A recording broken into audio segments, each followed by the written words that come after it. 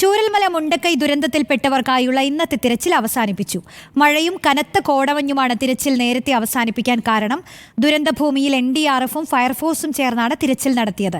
സന്നദ്ധ പ്രവർത്തകരുടെ നേതൃത്വത്തിലാണ് ചാലിയാറിൽ തിരച്ചിൽ നടത്തിയത്. ഇനി 128 പേരെയാണ് കണ്ടെത്താനുള്ളത്. വിവരങ്ങൾ നൽകുന്നത് സിനോജ് തോമസ് ആണ്. സിനോജ്, പല ജില്ലകളിലും കനത്ത മഴയുണ്ടാവുമെന്ന മുന്നറിയിപ്പുകളൊക്കെ വന്നതാണ്.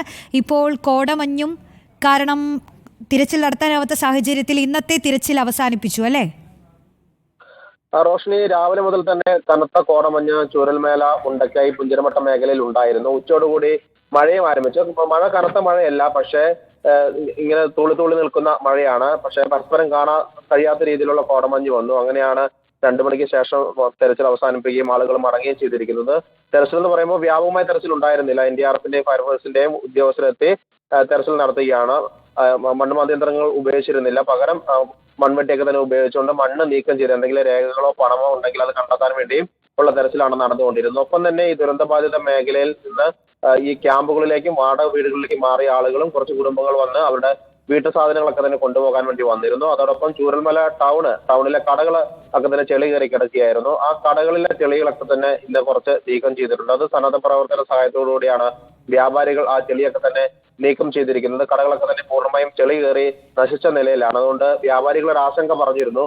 വ്യാപാരികൾക്ക് പ്രത്യേക പാക്കേജ് പ്രഖ്യാപിക്കണമെന്നൊക്കെ തന്നെ അവർ പറയുകയും ചെയ്തിരുന്നു. അങ്ങനെ സന്നദ്ധ പ്രവർത്തന നേതൃത്വത്തിൽ ചൂരൽമല അങ്ങാടിയിലെ ഏതാനും കടകൾ ഇന്ന് ചെളി നീക്കം ചെയ്ത് വൃത്തിയാക്കുകയും ചെയ്തിരുന്നു. 128 ആളുകളെയാണ് ഈ ദുരന്തത്തിൽ കാണാതായിരിക്കുന്നത്. അവർക്കുള്ളിൽ തെരച്ചിൽ ചാലിയാറിന്റെ തീരത്തൊക്കെ തന്നെ ഇന്ന് നടത്തുകയും ചെയ്തിരുന്നു. പക്ഷേ മൃതശരീര ഭാഗങ്ങൾ എവിടെ നിന്നും തെരച്ചിലിന് കണ്ടെത്താൻ വേണ്ടി സാധിച്ചിട്ടില്ല. ചാലിയാറിലെ മണ്ണിട്ടകൾ കേന്ദ്രീകരിച്ചാണ് ഈ തെരച്ചിൽ ഇന്നും ഇന്നലെയൊക്കെ ആയിട്ട് നടന്നുകൊണ്ടിരിക്കുന്നത്. പക്ഷേ മൃതശരീര ഭാഗം ഒന്നും തന്നെ കണ്ടെത്താൻ വേണ്ടി സാധിച്ചിട്ടില്ല. തെരച്ചിൽ അവസാനിപ്പിച്ചതായി ഔദ്യോഗികമായി സർക്കാർ ഒന്നും തന്നെ പറഞ്ഞിട്ടില്ല.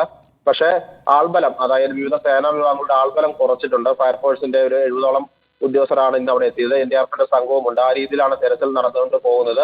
കൂടുതൽ സന്നദ്ധ പ്രവർത്തകരും ഈ മേഖലയിലേക്ക് എത്തുന്നില്ല. ആരെങ്കിലും ആവശ്യപ്പെട്ടാൽ, നാട്ടുകാരോ അല്ലെങ്കിൽ ദുരന്ത ബാധിതരോ ആവശ്യപ്പെട്ട് കഴിഞ്ഞാൽ ആ മേഖലയിൽ തെരച്ചിൽ നടത്താൻ വേണ്ടി 5 മണ്ണുമാന്തി യന്ത്രങ്ങളും ചൂരൽമലയിൽ അവിടെ നിർത്തിയിട്ടുണ്ട്. റോഷ്നി, സിനോജ്, ഈ പ്രദേശത്ത് ക്യാമ്പിൽ നിന്ന് എത്തുന്ന ദുരന്തബാധിതർക്ക് ആ പ്രദേശത്ത് നിന്ന് രേഖകളോ മറ്റ് സാധന സാമഗ്രികളോ ഒക്കെ തിരച്ചിലിൽ കിട്ടുന്നുണ്ടോ ഈ ദിവസങ്ങളിൽ? റോഷ്നി, ഏകദേശം കണ്ടെത്താൻ കഴിയുന്ന രേഖകളൊക്കെ തന്നെ കഴിഞ്ഞ ദിവസം ലഭിച്ചിരുന്നു. ഏറ്റവും ഒടുവിൽ ഇന്നലെയാണ് ഒരു 4 ലക്ഷം രൂപയുടെ കെട്ട് സ്കൂൾ റോഡിൽ നിന്ന് ഫയർഫോഴ്സിന് ലഭിച്ചത്. അതിനുശേഷം വിലപിടിപ്പുള്ള രേഖകളൊന്നും തന്നെ ലഭിച്ചിട്ടില്ല. ഇന്ന് വെള്ളാർമല സ്കൂൾ കെട്ടിടത്തിനകത്ത് വരെ ഫയർഫോഴ്സ് പരിശോധിച്ചിരുന്നു, മണ്ണ് മാറ്റി പരിശോധിച്ചിരുന്നു. ടെക്സ്റ്റ് ബുക്കുകളോ അങ്ങനെയുള്ള സാധനങ്ങളൊക്കെ തന്നെയാണ് അവിടെ നിന്ന് ലഭിച്ചത്.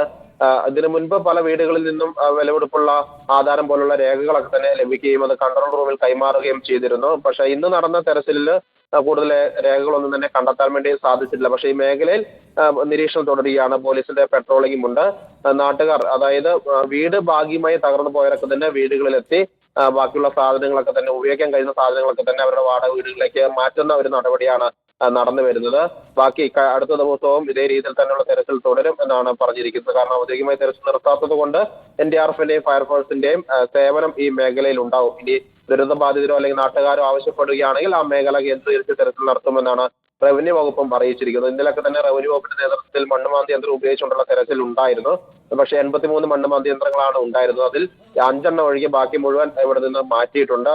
അതോടൊപ്പം തന്നെ ബെയിലി പാലത്തിന്റെ തൂണുകൾക്ക് സുരക്ഷ ഒരുക്കാൻ വേണ്ടി സൊസൈറ്റിയിലെ ജീവനക്കാർ അവിടെ കരിങ്കൽ പാകിയുള്ള തോമസ് ആണ് വിവരങ്ങൾ നൽകിയത്.